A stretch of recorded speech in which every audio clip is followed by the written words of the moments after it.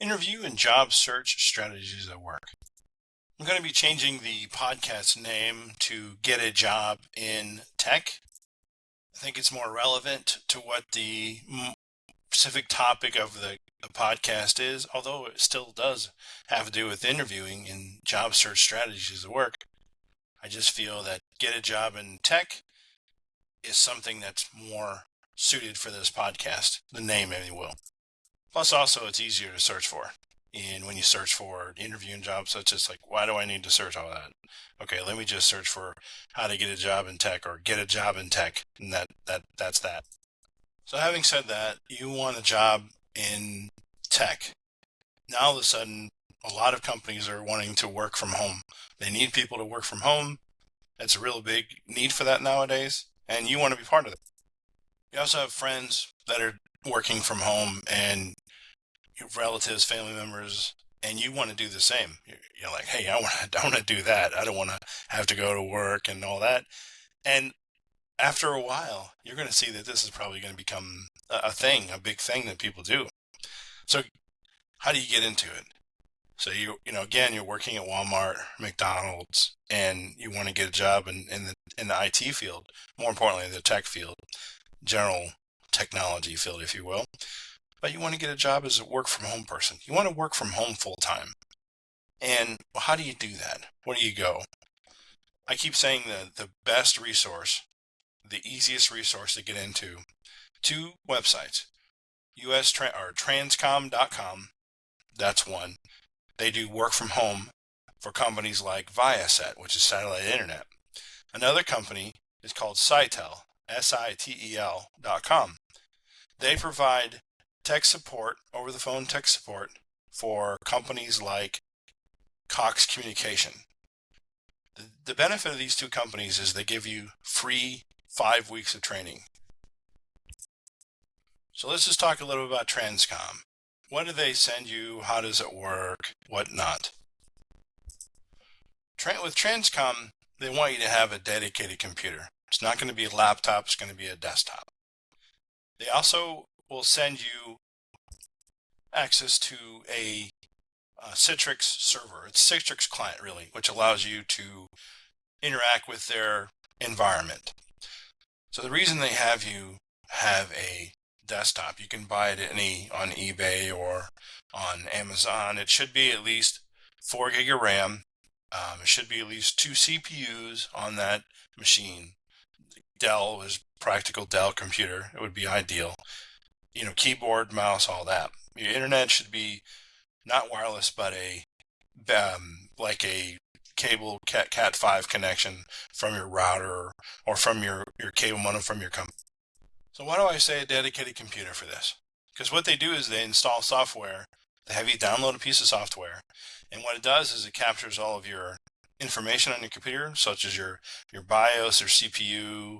They want to know, is that really the right computer that you want to use? Is that going to meet our needs? So what they do is they have you send that to them. It's a log file. And once that's good, they say, okay, good. And then they start with training. And what they'll do is they'll have you send you a link, and it's like a remote software. What happens is they remote into your machine, and then they download a couple software, which is the VMware Horizon View client, which allows you to go and access the Citrix application to access their computers or their system. So you having your own separate computer is really ideal for this, because you don't want them to be on your computer or have access. And you really, anytime, if they'll know if you're accessing the internet, right? Basically, because sometimes what they do is they take a screen capture of what you're doing. So if you use the same computer as you do for personal use, you're gonna run into problems down the line. Now that's for Transcom. That company supports Viasat, which is a satellite provider, ISP. So let's talk about Sitel, Sitel.com, Sitel.com. What they do, they mail you a soft phone, a phone, like a IP phone, Nortel phone, Cisco phone. They mail it to you. That's sent to your house. They also mail you a USB stick.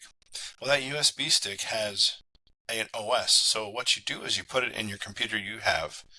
Could be, most likely it's should be a desktop in that regard, same factor. What you do is you boot to that flash drive, that USB flash drive. What it does is it boots into their they have a custom-made operating system it boots into, and everything is run off of that. Now the good thing about that is at the end of the night, after the end of the shift, just pull out the USB and then continue to work, or now continue to do your personal work on your computer. Nothing is affected, no settings have been changed to your computer, nothing's been installed on a computer from the company. It's just all on that little USB drive. They also send you, again, the phone, like it's an IP phone, soft phone. So basically, from the phone they send you, you plug it into your router, and then it has internet connection. Now, during your 5 weeks of training, they're going to help you set it up and get it all prepared. If nothing else, you have 5 weeks of training that you can use for your new company in a new field, which is a technology field, and there's a lot of respect, a lot of credibility in that regard. I personally know people that have worked at these two companies, and it's a very difficult job, by the way, because you are, after all, talking and listening to people's problems, why they can't access the internet, why they can't do this, why my bill's not paid. So if you're one of those individuals who, you can't take criticism, you can't take getting yelled at over the phone, this is probably not the job for you. But look at it this way. You have 5 weeks of training, that's paid, and afterwards, you could probably use this skill set to get a different job in the IT industry.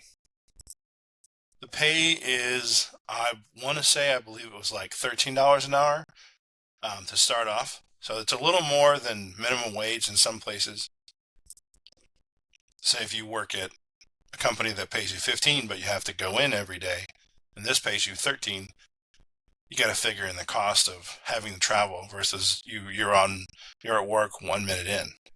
After your 5 weeks of training, what you do is you bid on, near the end actually, what you do is you bid on schedules. So you bid on like a schedule. Some schedules have you working 12-hour days, some have you working 10-hour days.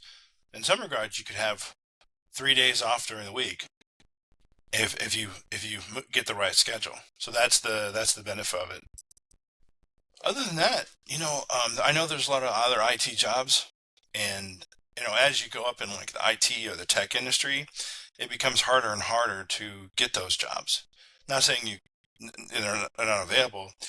They just like to critique your skill set a little more, and so these are not that hard of a jobs to get. So that's why I say start here, and then just build on this knowledge, and in a year's time, you could be working as, say, a help desk or a systems administrator, making $30 an hour, working from home full time, and that would be really beneficial for whoever wants to do it. You just wake up, okay, go to work, and you're there like within three minutes, basically, or a minute. So I'd like to thank everybody for listening to this podcast. Once again, and change the name to Get a Job in Tech, and have yourself a great day.